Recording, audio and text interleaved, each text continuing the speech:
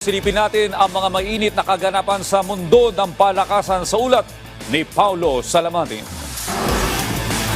Sa balitang basketball, naibalik ng Barangay Ginebra Gin Kings ang kanilang matinding opensa matapos magtala ng 106-92 victory kontra TNT Tropang Giga sa ginanap na Game 4 ng PBA Governors Cup Finals noong linggo sa Smart Araneta Coliseum.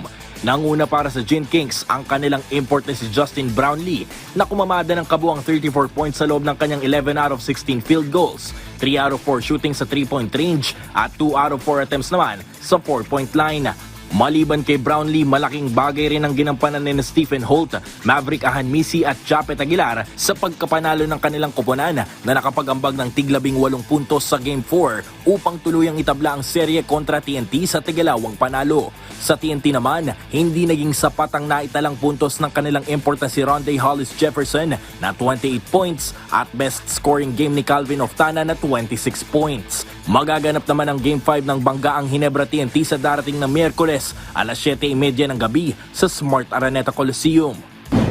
Sa PBA pa rin, nakamit ng San Miguel Beermen star at 8-time PBA MVP na si Junmar Fajardo ang kanyang ika-11 Best Player of the Conference Award ng PBA.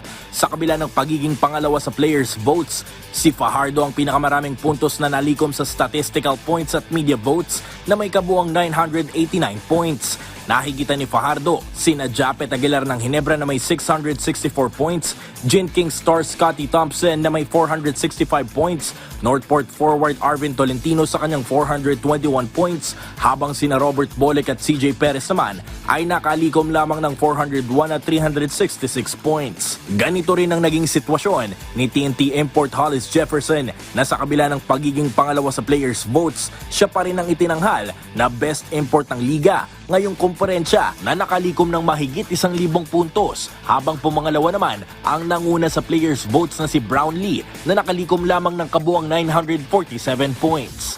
Paulo Salamatin para sa Pambansang TV sa Bagong Pilipinas.